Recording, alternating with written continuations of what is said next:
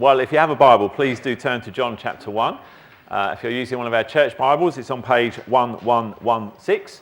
It will be on the screen behind me. And I'm going to read this passage, and then I'm going to hand over to Andy, who's going to talk about this passage and help us to think about this whole area, is God dead? And to sort of deal with these sorts of things. Let's read the passage first of all. Let me read it to you. Begin at verse 43. The next day, Jesus decided to leave for Galilee. Finding Philip, he said to him, "Follow me." Philip, like Andrew and Peter, was from the town of Bethsaida. Philip found Nathanael and told him, "We have found the one Moses wrote about in the law, and about whom the prophets also wrote, Jesus of Nazareth, the son of Joseph." "Nazareth, can anything good come from there?" Nathanael asked. "Come and see," said Philip. When Jesus saw Nathanael approaching, he said of him, "Here is a true Israelite in whom there is nothing false." "How do you know me?" Nathanael asked. Jesus answered, "I saw you while you were still under the fig tree before Philip called you." Then Nathanael declared, "Rabbi, you are the Son of God. You are the King of Israel." Jesus said, "You believe because I told you I saw you under the fig tree. You shall see greater things than that." He then added, "I tell you the truth, you shall see heaven open and the angels of God ascending and descending on the Son of Man." Well, it's really great to have Andy with us, and Andy's going to come and speak on that passage now. Thanks, Andy. Thanks, Phil.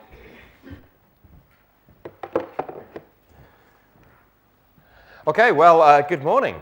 Good morning. Wow, that's actually quite impressive. You've obviously all filled up on caffeine in between the services. Well, great to be here, and we really enjoyed being at the church this weekend and having really good numbers for the conference yesterday. That was a lot of fun. Just out of interest, who was here for the conference yesterday? Look at that. That's quite impressive. And you still came back to hear me preach. So obviously the jokes weren't quite bad enough yesterday. Well, before we get into that passage and the whole question that we're asking this morning of, is God dead? Why the answer is no, and why atheism is false. Just want to take a few moments to tell you a bit about the organisation I worked for the benefit of those who were not here yesterday. Those who were, you can sort of, fall asleep for the next 5 minutes or so, and then your neighbour can poke you. So I direct and lead an organisation called the SOLAS Centre for Public Christianity. SOLAS, by the way, is not an acronym. Somebody asked yesterday, is that an acronym? No, we are not the safety of life at sea or any of the other things. It's amazing, actually, you type SOLAS into Google, you find all kinds of things. SOLAS is the Gaelic word, the Scottish word, because we're based in Scotland, that means sunrise. And we like the idea of the light of the gospel kind of spreading across the country. We also like that because the sun never shines in Scotland, so at least we put it into our logo. And we specialise at SOLAS in taking the message of Jesus out of the four walls of the churches and going into places where Christians don't often go. So I spend most of my time addressing hostile audiences. I speak in places like pubs and restaurants and curry houses and universities and all kinds of strange and peculiar places. And we find when we do that, when we take the message of Jesus out of the church and we take people's honest questions seriously, we listen, we present the evidence for the Christian faith and then tackle as fairly as we can people's objections, amazing things happen, and God is very much at work. One story that kind of illustrates this nicely. I was speaking on a university campus a few months ago, doing an event there with a student Christian group. We're doing a week-long series of events, and on the first day we met this gentleman. This is Ashwant, and he described himself, as we got to know him, as a liberal Hindu. He'd only actually been in the country a few months. He'd come to this country to study at university, and had never met Christians before, which is interesting. He said he'd never talked to a Christian. But all of the Christian students we were using for this event, we had dressed them in fluorescent yellow jackets so you couldn't miss them. So he sort of came into the food court and noticed all these people buzzing about like wasps, I think, as he put it. And they offered him a free curry, which was a good cultural connection, not deliberate, but it kind of worked. And he stayed and he listened to the first event. Then he came to the next and the next and the next. He attended 10 events that we did across that week. On the last night, myself and a colleague were talking to him, and Ashwant looked at my colleague and said to her, he said, "This has been amazing." He said, "I've never talked to Christians before, never heard about Jesus before, but this has been incredibly compelling." He said, "I can imagine how in a year's time I might even be a Christian." And my friend, I sort of was going to go, "Oh, that's lovely." My friend, who's got more gumption than me, looked at him and went, "Well, just out of interest, why a year?" And his answer was, well, I presume there are things you have to study and sort of you have to memorize the Bible and all kinds of other things. And we were like, actually, no. What it says in the Bible in Romans chapter 10, verse 9, if you believe with your heart, confess with your mouth that Jesus is Lord, and you believe that he was risen from the dead, you can be a Christian. So, do you believe that Jesus is Lord and God? And he went, well, I think I do after what I've heard this week. We said, do you believe that, there's stuff in your life that you need to say sorry to God for and receive God's forgiveness, what the Bible calls sin? He went, oh yeah, you don't need to convince me of that one. I know some of the stuff I've done. And then lastly, I said, well, do you believe that Jesus rose from the dead? He went, well, Andy, after your seminar at lunchtime on historical evidence for the resurrection, I can't see how anyone could not believe that. The evidence is overwhelming. So we went, well, you can be a Christian if you like. And he became one. So from 1 year to 8 minutes. And he's one of the most excitable people you meet. His first Sunday in church, we could hardly calm him down. He was so excited. Everything was new. He even got excited about the tea and the biscuits. It was quite amazing. Actually, they are very good biscuits, so as Phil reminded us. So we do these kind of things. We also do a lot of events on places like pubs, which is a great place we find, because Christians, I think, often struggle to invite our friends to church. Easy to invite your friends to the pub. So we do events with nice provocative titles. So in a little pub in Stirling a few months ago, we took on the topic of the question of where is God in Aleppo? Look at all what's going on in Syria. Where is God in the middle of that? And we had about 50 people there that night. Lots of Christians had brought non-Christian friends down to the pub. And we came to the Q&A. And there was one young lady, one woman in particular, who'd been quite animated the whole evening and sort of launched into what was initially quite a hostile question. And I responded gently, and we went to and fro, to and fro, to and fro. And at the end of the evening, she was so intrigued by all of this, she very kindly bought a copy of my book. And she paid £10, by the way. Not seven. And she's not a Christian, Phil. And I got an email from the pastor of the church who'd organised it 3 days later to say she'd sat up all night and read it. It's a complicated book. And she'd been so interested that she's now meeting with the pastor weekly to do Bible study and to go through the Christian faith. And is really digging deeply into the things of Christ, from utter hostility to I'm really interested over the space of an evening. So we do events like this. We do the kind of training conferences. I also do a lot of online resources. You were given when you came in, if you want to check out some of this little leaflet on our short answer videos. These are 50 videos, almost 50 videos you can find online. And myself, one of my colleagues, we take a tough question or objection to the Christian faith, and we try and offer a bit of an answer in 3 to 4 minutes. Great for sharing with friends, great for if you're having a conversation with somebody and not sure what to say, or if you're here as a guest today and you're not a follower of Jesus and you've got a big question about faith, we might have an answer. And also, if you get bored in the sermon when it starts in a moment, get out your phone and rather than play Angry Birds or Candy Crush Saga, I can see the people who are doing it from up here. And I'm joking. You can go onto the SOLAS Facebook page and share one of these videos and do evangelism right from your seat in church. Very exciting. And then lastly, we do we do a lot of training events with churches around the country, helping Christians, like many of us here, think about and get equipped how we can share our faith with our friends, with our neighbours, with our colleagues, with our classmates. We love the Confident Christianity Conference, even if it is difficult to say, Phil, so we'll have to come up with less alliteration next time. It was a real privilege to partner with the church here, and we love partnering with churches to put this on. And before we move into the sermon, just kind of one plea for help, really. We can only do what we do. We can only take the message of Jesus out of the churches. We can only train churches up and down the country, often in places where larger organisations don't go, because we have this small but growing army of people who support us around the country. So for those who were here yesterday, and if some of you signed up to get behind SOLAS, thank you so much. It makes a huge difference. And for those who didn't, if you get excited and intrigued by some of what I shared, also given to you as you came in was this little wee little white form. I've lived in Scotland for too long. Little white form, not wee little white form. And for as little as £3 a month, that's the price of a coffee at Starbucks, maybe a coffee and a half at Costa. We will give you as a thank you this another book. So, Phil had cheap books. This is a free book. I know you've got to support us, but then the book is free. Why We Still Believe. And there are great chapters in here on all kinds of questions about how we communicate the Christian faith in an age of skepticism. I'm in here. That may be a plus or a minus, depending on if you like my sermon. And lots of my colleagues in here as well. And it's a wonderful, wonderful book. And my SOLAS colleagues are at the back. You can't miss the SOLAS stand. It's big and it's bold and it's right by the biscuits. So if you take Phil's things seriously, biscuits are good, SOLAS is better, and we have a biscuit-shaped logo. So, there you are, what's not to like. Anyway, thank you for listening to that little plug on the organisation I work for. So now let's dive in to this lovely provocative title that Phil gave me to speak on this morning. Is God dead? Why the answer is no, and why I'm not an atheist. I love the fact I get easy titles to kind of preach on. Well, to kind of open up where I want to go with that this morning, back in the 1980s, a famous man became quite famous, actually. His name was Larry Walters. And why is he hanging there, or why is someone hanging there below a load of balloons? Well, let me tell you Larry's story. Larry was a truck driver in the USA, a long-distance lorry driver, and was bored of his job driving around, and he wanted to, find something more exciting to live for. So he had an idea. He went to his local army surplus store, and he bought 20 or 30 weather balloons.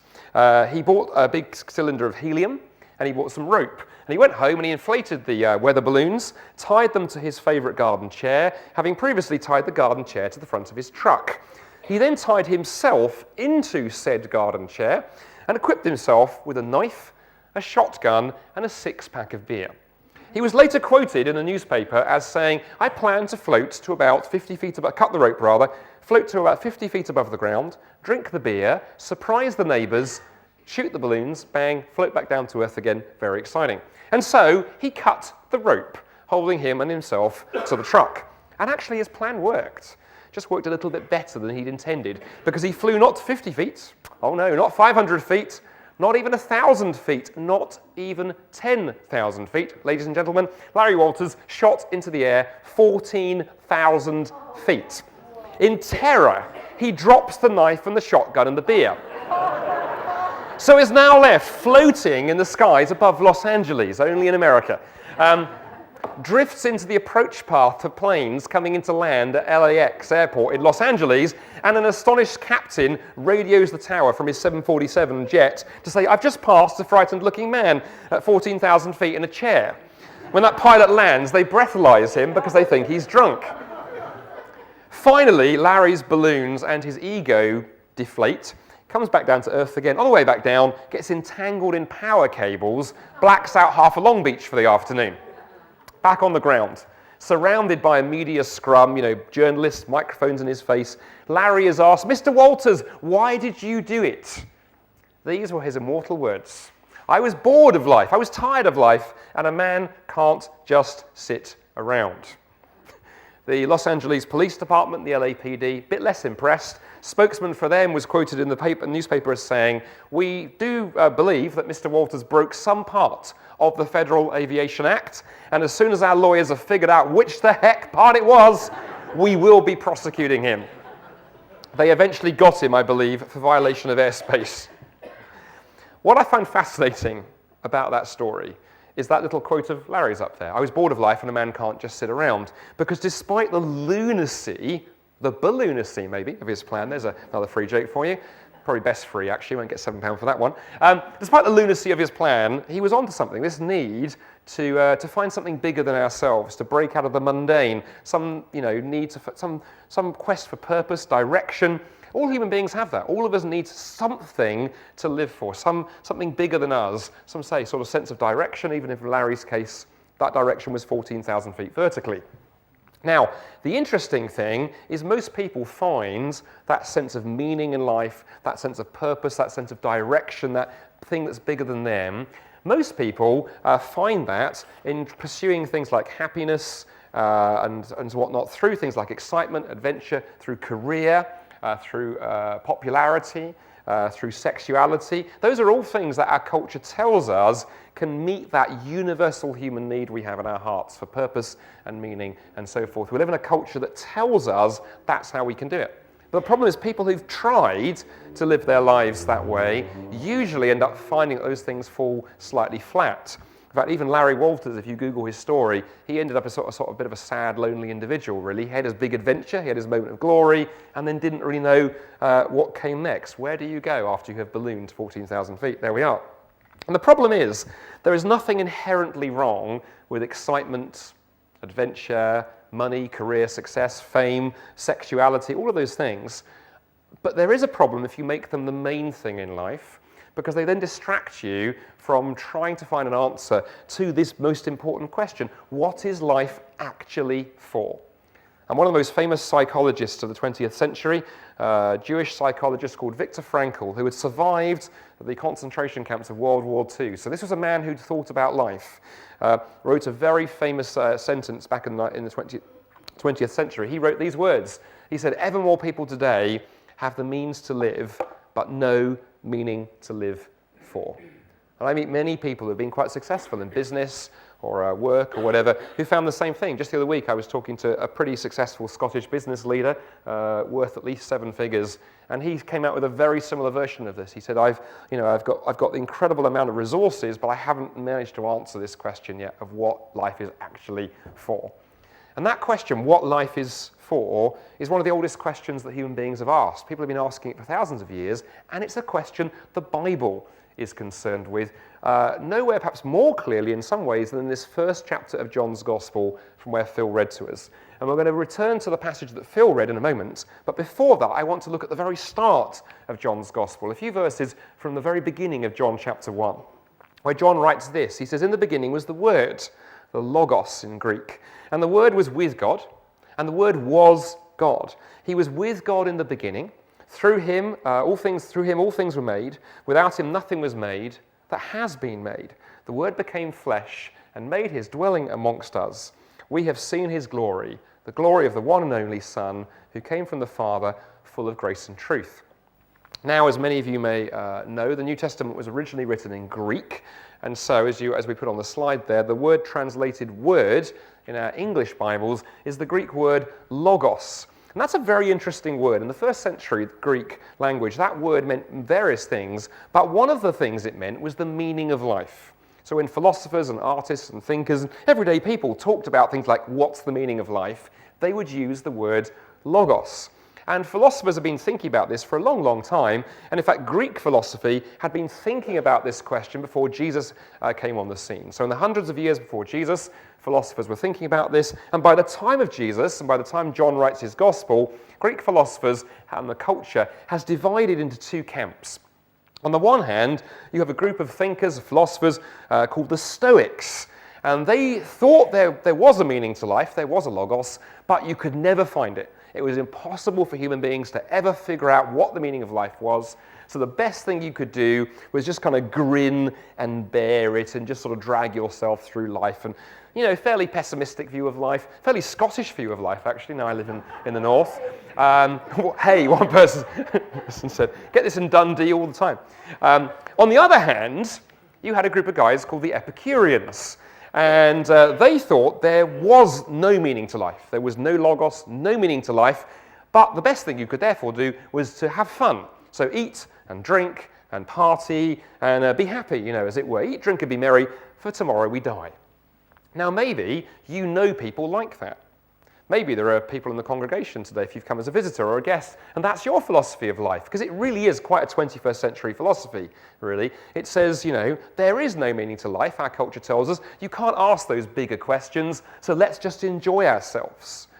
Problem, of course, is that just enjoy ourselves is the animal approach to life. It says all we need is food and all we need is sex, and we can get through life. Well, that philosophy may work okay if you're a cow, doesn't tend to work so well if you're a human being. Not least, we are the only creatures that can abuse food and abuse sex. If you abuse food, if you try to use food to deal with things like anxiety and depression and stress, you may end up with an eating disorder or with problems with alcohol.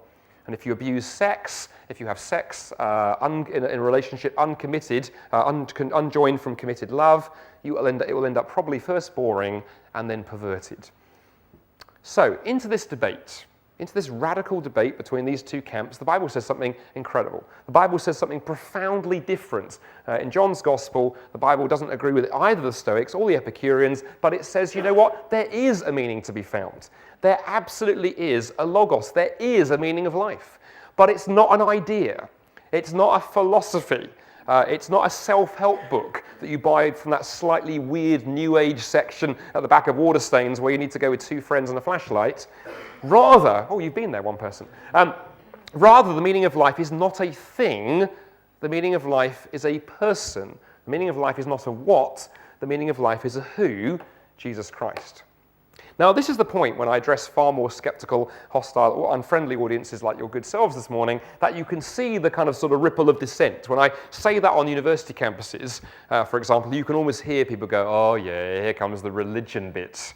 I remember a couple of years ago, I was flying from Toronto, where I was living at the time, to Vancouver in Canada. I got talking to the guy sitting next to me on the plane, and I asked him what he did. He worked in computer software. We had talked about that briefly. Then he said, oh, so Andy, what do you do? And I've always found when I say I'm a Christian evangelist, people sort of run for the emergency exits and sort of bad stuff happens. So I think I tried to play it safe and said, oh, I'm a kind of Christian thinker and writer. He went, oh, Christianity, that's a load of old rubbish, isn't it? I remember looking at my watch thinking, it's 4.5 hours to Vancouver. It's fantastic. It's interesting that's often people's response. And maybe you agree with him this morning. Maybe you've been brought as a guest. Maybe your spouse dragged you along. Maybe you've sort of come because the poster looked vaguely interesting. Or maybe you just got lost here in Cowplain and you thought this was bingo and you wonder when I'm going to start calling numbers out. Maybe some of you who like that agree with my aeroplane friend. Maybe you think, religion, Christianity, what can that possibly offer? Religion it's superstitious, it's irrational, it's divisive, it causes injustice. Christianity is the root of all kinds of problems. So, how, Andy, with a straight face, can you stand up there and say Christianity might have something to say about the meaning of life? Christianity, what good can come from that? Well, the fascinating thing is, Christianity, what good can come from that, is also not a new question. Phil just read to us from the end of John's Gospel. I'm just going to reread these verses to you because there's a lot in them and we can miss stuff when we go through things and the pastor's reading it through at reading speed and you're trying to follow it. I just want to read it through again and then pull a couple of points out of here. But the context of what Phil read to us is helpful to understand because here in John's Gospel we're going to see an encounter between some of Jesus' followers and the followers of a guy called John the Baptist. And John the Baptist was a very popular preacher in Jesus' day, just before Jesus came along. He was popular, he drew huge crowds, people came from a long way to follow him, to listen to him. He had followers, he had a big social media following. All those can never do that joke ever again. And the Bible records here in John's Gospel an encounter between some of Jesus' people, some of John's people, and in particular Andrew, who had a brother called Peter, and then Philip, who brings this very skeptical friend called Nathanael to meet Jesus. I'll just read you again these verses. The next day, Jesus decided to leave for Galilee. Finding Philip, he said to him, "Follow me." Philip, like Andrew and Peter, was from the town of Bethsaida. Philip found Nathanael and said to him, "We have found the one that Moses wrote about in the law and the Old Testament, and about whom the prophets also wrote, Jesus of Nazareth, the son of Joseph." "Nazareth!" exclaimed Nathanael. "Can anything good come from there?" "Come and see," said Philip. When Jesus saw Nathanael approaching, he said of him, "Here truly is an Israelite in whom there is no deceit." "How do you know me?" Nathanael asked. Jesus answered, "I saw you while you were sitting under the fig tree before Philip called you." Then Nathanael declared, Rabbi, teacher, you are the Son of God, you're the Messiah, you're the King of Israel." Jesus said to him, "You believe because I saw you sitting under the fig tree. Well, you will see greater things than that." He added, "Truly, I tell you, you will see heaven open and the angels of God ascending and descending on the Son of Man." Son of Man was Jesus' favorite title for himself. Well, that's a very complex passage, actually, and a fascinating passage, all kinds of things in there. But the first thing I wonder if you noticed, always strikes me every time I read that passage, is this: Nathanael is a snob. Do you notice that? He's a snob. He's a total, utter snob. He hears where Jesus is from, Nazareth, and he's like, "Nazareth? Seriously? Can anything come from there?" Because anything good come from there? See, in the first century world of Israel, where Jesus ministered, it's pretty simple, really. If you lived in Jerusalem, the big city, the metropolis, you really thought you were something. And you looked down on people who came from the countryside. You particularly looked down on Galilee. Well, of course, the rural people in Galilee, they had to get in on the game, so they looked down on people from Nazareth, which was considered to be a one-camel town full of rednecks and hillbillies and Donald Trump voters and all the things that people who are elite like to look down upon. And so it goes. Now, isn't it interesting that human beings have this tendency to look down on people? And the interesting thing is, we sort of do it universally, right? I discovered yesterday, for example, even here in a wonderfully, generous, inclusive community like Cowplain, you mentioned Southampton, and people look at you. Ben, one of our speakers yesterday, admitted he was from Southampton. We had to get a police escort to get him out of here. So to go, interesting, isn't it? And of course, people do it with Christianity. Oh, Christianity, they say, in that sort of sneering kind of tone. Or I get it a lot on university campuses when I go and do perhaps more academic stuff, I've got a PhD in Islamic studies, so that gets me into strange places. And people sort of like the stuff I say when I'm in academic mode. And then I happen to mention I'm a Christian, and people go, oh, you're a Christian. How interesting. We know what that means.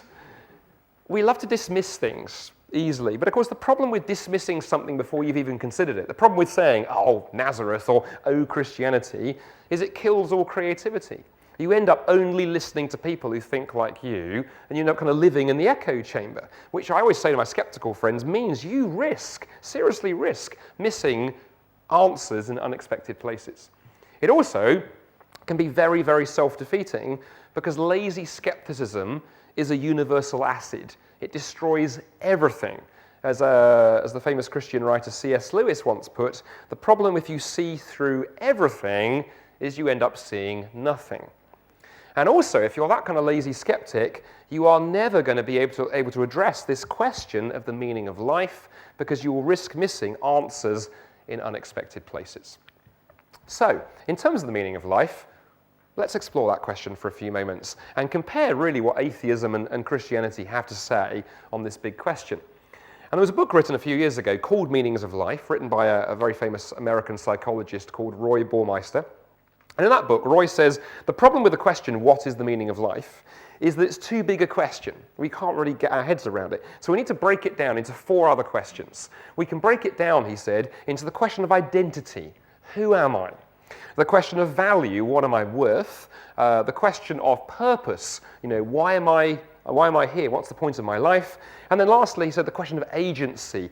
We need to know that our lives actually make a difference. That if we hadn't been born, that would have really mattered. Something would have been lost.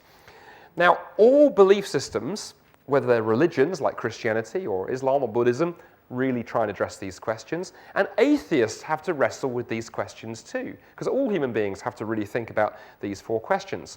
Let's look very quickly at what atheism has to say to these 4 questions, show how it fails, and I want to show you what Christianity has to say about these most important questions of life. And we'll get at fairly high speed, because time is always short. But let's begin with the question of identity. If atheism is true, who are we? Who are we as human beings? What does it mean to be a human being? Well, many atheist writers are very honest on this point. Lawrence Krauss, who is a very famous American cosmologist and atheist, wrote this a few years ago. He said, we are a 1% bit of pollution in the universe. We are completely insignificant. You feeling loved and affirmed this morning? Maybe you got up this morning thinking to yourself, I think my life is quite insignificant. If Lawrence were here, he'd go, no, you're not quite insignificant. You are completely insignificant. Thank you, Lawrence, very much for that. We are just cosmic debris. But the thing is, we may look at this and shudder. We may look at this and smile. We may look at this and be disturbed. But if atheism is true, he's right. If atheism is true, in a godless, atheistic universe where everything reduces to atoms and particles, we are. In fact, he's got the maths wrong. We are less than a 1% bit of pollution in the universe. If you calculate the number of atoms in the universe and the number of atoms in the universe that are busy being human beings, we're actually 1 times 10 to the minus 40 bit of pollution in the universe. I really hate to make it worse. But it all means that atheism cannot answer the question of identity. What about the value question? What are we worth as human beings? Well, of course, if we are atheists, if we live in a godless universe, we can't appeal to God to give us value, so how might we do it? Or maybe, if I was an atheist wanting to explore the question of value, maybe I would do it using science, for example. Maybe I'd do it using chemistry. So I'll grab Phil, drag him up here. Behind the pulpit here, I have a great big test tube, and we'll stick Phil in the test tube. And we'll boil him down to his chemical constituents. So much iron, so much potash, so much sodium, so much fat, so much fat, so much... We'll stop right there. And we'll put the chemicals that make up Phil, or that previously made up Phil, onto eBay, and we'll see what we get bid for them. Well, I was about to say this experiment's been done. No, the calculation's been done. The experiment would send you to prison. It's been calculated that the average human being, the chemicals that make you up, are worth about £2.80. And that's before Brexit. So if you're thinking of selling your bits and pieces online, maybe do it before the economy crashes, if you believe Project Fear. So science isn't going to work. Well, how else do we do it? Maybe if I was an economist, I would look at what each of you earn and the size of your bank balance. And people who have more money are worth more and more valuable, and people who have less money are worth less. But I think we'd find that idea horrific of valuing a human life based upon earning potential. Maybe if I was an anthropologist, we might count how many friends you have, both the real friends and the pretend ones that you accumulate on social media, for those of you who are online, to make yourself feel good. But again, do we really want to say that somebody who has less friends is less valuable, and so on and so forth? And it doesn't matter which way you try, atheism really has no means of saying human beings have value and dignity just because you're human, which means you lose instantly a foundation for things like human rights and justice and dignity. So what about the purpose question? What's the purpose of your life if we live in a godless universe? Well, on atheism, it's a meaningless question. There is no purpose. You just are. Asking why, if your life has purpose, is like looking at the pile of leaves that the wind has swept against the side of the street and asking what's the purpose of the pile of leaves. And the answer is there is no purpose. I mean, you could use it as a bed or spray paint the leaves pink and use them as an art installation or something. That's not the purpose of the leaves. They just are. And the same is true for you and I. If there is no God and we live in a godless universe, you simply are. Your life has no purpose at all whatsoever. But that becomes quite problematic quite quickly because it's purpose that enables us to then talk about things like right and wrong, good and bad, just and unjust. Imagine you came up to me after the service and you were talking to me over coffee, and you say, Andy, you're looking quite grumpy, actually. You look quite happy when you were preaching, but you look quite sad. What's wrong? And you say, oh, I'm really upset because I bought a new watch, actually. You know, last week, went to the jewellery store, bought a new watch, and the jewellery store, they sold me a bad watch. And you go, well, why is it a bad watch? And you say, well, Friday night, before coming down here to Cowplain, I was doing some DIY at home, putting some shelves up for my wife, and I was hammering in nails with my watch, and it broke. What might you say? Or maybe one of you or two of you might say, hey, I know a really good psychiatrist here locally. I can give you the number. Or maybe a few of you might say, Andy, the purpose of a watch is to tell the time. And we determine whether it's a good watch or a bad watch by how well it does that. In other words, you need to know the purpose of something to talk about good and bad. Well, the same goes for human beings, right? Unless we know our purpose, we can't look at each other and look at different lives and say, you know, somebody who spends their life sitting in their basement playing computer games and compare them to someone who spends their life, you know, serving the poor in some far-flung war zone in the world. You can't compare those lives and go, one is a waste of a life and one is a good use of a life. We can't make those kind of decisions unless we can talk about purpose. And then finally, what about the question of agency? Can your life make a difference? Well, on atheism, there's a real problem. And a famous writer called Leo Tolstoy, a Russian writer, author of War and Peace, a massive book that some of you may have been subjected to at school, for me, really figured this out. He was a very successful writer, made lots of money, lots of influence, but had a sort of midlife crisis in his sort of 50s when he came across a question that he couldn't answer. And it really disturbed him and kept him awake at night. Let me read you what he writes in his autobiography. He said, this question that so disturbed me was a question without an answer to which one cannot live, as I had found by experience. The question was this: what will come of what I am doing today or shall do tomorrow? In fact, what will come of my whole life? Differently expressed, the question is, why should I live? Why wish for anything? Why do anything?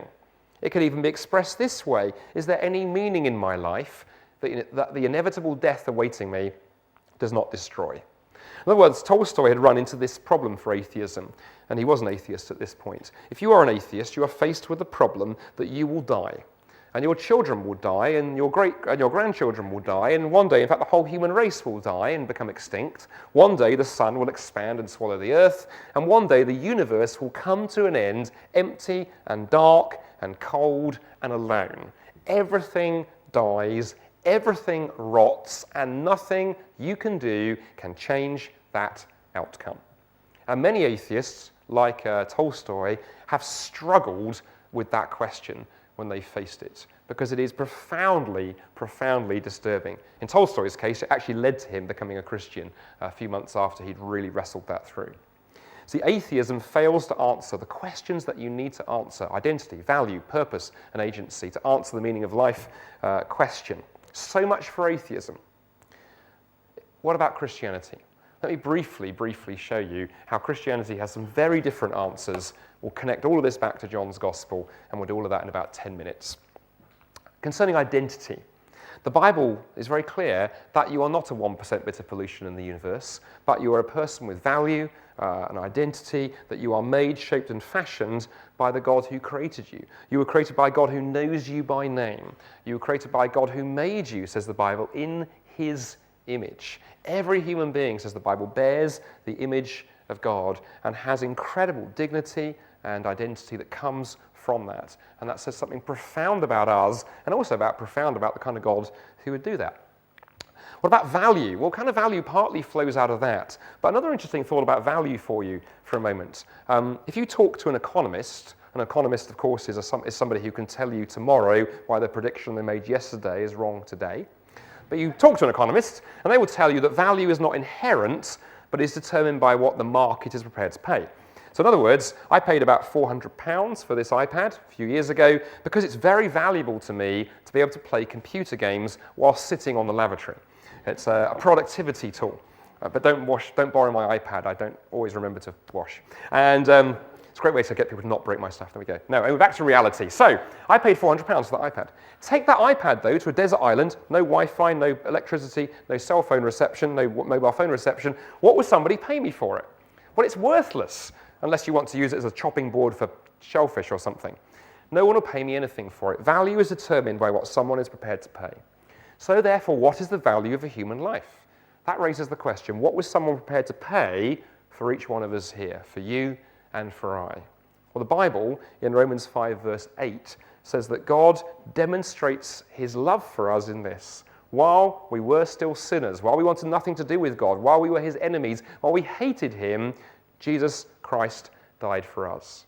God paid an incredibly high price for each one of you here this morning, an infinitely high price. You might want to look at the person next to you and think to yourself, I think God might have overpaid. That's a pastoral conversation that Phil can deal with kind of later. So, what about purpose? Well, very simply, Christianity says there is a purpose to life, actually. Love is the purpose to life. God created us with the purpose, the intention that we would come to love him and come to love each other. Or, in the words of a very famous Christian creed, that the purpose of life is that we would know God and enjoy him forever, is the purpose of human life. It's relational, it's centered around love. And then lastly, what about agency? What about the power to make a difference?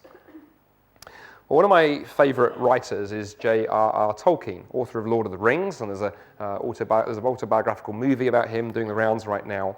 But as well as writing big things like Lord of the Rings, Tolkien also wrote short stories. And he wrote a very famous short story, in fact, called Leaf by Niggle. And in Leaf by Niggle, he tells the story of Niggle, who's a struggling artist. And Niggle's dream is to paint the most beautiful landscape picture ever painted. But Niggle is a perfectionist.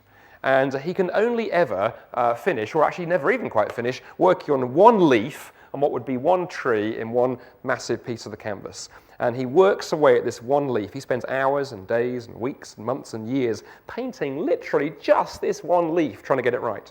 Well, in Tolkien's story, Niggle falls ill and dies, his canvas completely blank, apart from this one little leaf in the middle of it. And his friends cut the leaf out, hang it in a town gallery under the title Leaf by Niggle. But of course, Tolkien was a man of profound Christian faith and wanted to make various points, I think, through this story. And in the story, Niggle, when he dies, goes to heaven. And as he approaches the edge of the heavenly country, he suddenly notices something. By the side of the road, going into the heavenly city through all this beautiful countryside there in heaven, is a tree. And hanging on the tree is a leaf he recognizes. He recognizes it because he's been working on the darn thing for years. It's his leaf, but it's on this tree, part of this landscape, part of something much, much bigger. And many people say one of the things that Tolkien was trying to say through that story is that if we are part of God's family, if we accept that offer of forgiveness in Christ and become part of God's family, then the work that we do, the effort that we pour in, our strivings and things that we chase after in this life, just sometimes that can outlive us if it gets caught up into and becomes part of something much, much bigger, the kingdom that God is building for eternity. And we know that actually the things we pour some of our energies into can outlive us, because they are part of an eternity project, not just going to turn to ashes and dust. And all of these things, identity, value, purpose, agency, what the Bible has to say in contrast to atheism, are all good reasons to come and see. Come and see, as Philip said to Nathanael. And that's my invitation to you today. If you're a skeptic or an agnostic, or you're not sure what you believe, I'm not trying to bash you over the head and say, come on, be a Christian. I'm trying to say, come and see. Come and see. Come and take a look at Jesus Christ again. But one last thing, and then we'll draw this to a close, then we'll close. I wonder if you noticed something very interesting that Jesus said to Nathanael at the end of the verses we read. Jesus says to Nathanael, right at the end of their conversation, he says, you will see heaven opened. What does that mean? It's a strange thing to say. Why does Jesus say you'll see heaven opened? Well, Jesus actually is referring to a story in the Old Testament. Way back in Genesis 28, hundreds, in fact over 1,000 years before this conversation with Nathanael, there's a story in Genesis chapter 28 where Jacob, one of the sort of founding fathers of Israel, one of the Old Testament patriarchs, he's out in the wilderness and he gets a bit tired, falls asleep, and he has a dream. And in his dream, he sees a ladder that stretches between earth and heaven, and angels running up and down this ladder. And in the Bible, angels are a sign of the presence of God. And the big message of the whole of the Bible is that you and I, human beings, are supposed to live in the presence of God, to enjoy a close relationship with God. But because of our rebellion, because of our tendency to pursue our own way, because of our self-centeredness and our arrogance, because of our tendency to try and construct our own meanings for life in all kinds of weird ways, whether it's balloons or whether it's, career and success and popularity, a barrier, as it were, has come up between us and God. We are not living in that close relationship with God that the Bible intended. But this vision that Jacob has, this vision back there in the Old Testament says one day that will be broken, that barrier. There'll be that connection between earth and heaven. There's that way to get back into the presence of God. And in John chapter 1, Jesus basically says to Nathanael, you know that vision that Jacob had all those years ago? He says, that's me. Jesus says to Nathanael, I am that Logos. I am that purpose of life. I am that bridge, that ladder between earth and heaven. Yes, there is a purpose of life, there is a Logos, but I am the one, Jesus is saying to Nathanael through that conversation, who put all of these things into place in the first place. You're impressed because you think I'm the Messiah? Jesus says to Nathanael, my word, that's just the beginning. That's just the beginning. I'm going to show you far greater things than that. I've been a Christian for some 30 years now, following Jesus through thick and thin, good times and bad times. And the more I follow Jesus, though, one of the things that intrigues me is the deeper that I find the Christian faith goes. Sometimes I get atheist friends or friends of other faiths ask me questions that I can't answer. I go and dig into those and I go, wow, there are whole depths of the Christian faith I hadn't appreciated before. Jesus changes everything, starting with you and working outwards to the world around you. By contrast, the more I've studied atheism, teaching courses on it, writing books on atheism, studying philosophy and all of these things, the more I study atheism, the shallower I find it gets. It very quickly runs out of answers and sort of runs into silence. So why am I not an atheist? To answer the question we put on the slide right at the start. Because I believe that atheism is not true. I believe it's shallow. I believe it can't answer life's deepest questions. But by contrast, why am I a Christian? Because not merely is there overwhelming evidence that it's true, but ironically, we can't live as if Christianity is false. Even my atheist friends, they have to pretend that life has value. They have to pretend that there's purpose to their life. They have to pretend that their identity really means something. The conclusions that follow from atheism, were it true, are so drastic that I have not yet, in 20 years of dialoguing with atheists and skeptics, met an atheist who is actually willing to live out the conclusions of their belief. So if you're not a Christian here this morning, if you're here as a visitor or a guest or an agnostic, or you just come to kind of wander around the Christian car a little bit, kick the tires and sort of try and figure out what's going on, I just want to say to you what Philip said to Nathanael: come and see. Come and see. Put aside your prejudices, put aside your suspicions, put aside your narrow-mindedness. Come and see. Bring your questions, certainly. Bring objections, bring doubts. They're welcome. Jesus never turned anybody away who had an honest question. But don't let those things hold you back, because Jesus welcomes you, questions and all. Come and see. Come and see. Because I believe when you do, you will find that Jesus blows all of your expectations entirely out of the water. You will find the greater thing, the greatest thing in Jesus Christ, the one from Nazareth. Let's pray. Father God, I want to thank you that we do not live in a world that is just atoms and particles banging around together, a world where there is no meaning, no value, no identity, no purpose. Thank you, Lord, that you brought into being a world that is infused with meaning and purpose, a world that has love at the very heart of it, and love demonstrated in what you did for each one of us, no matter how far we are from you right now, when you stepped into history in the person of Jesus. Father, for our friends here this morning who have come as guests who have not yet discovered what that means, I pray that they would just quietly hear you saying to them, come and see, and you would encourage them gently just to take that fresh look at who you revealed yourself to be in Jesus.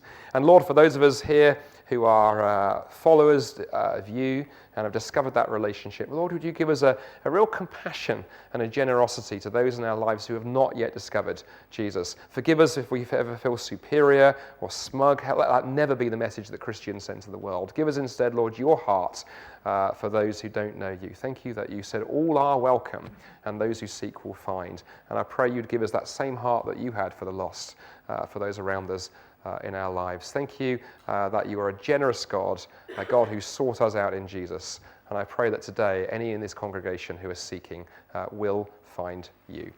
In your name, I pray, amen.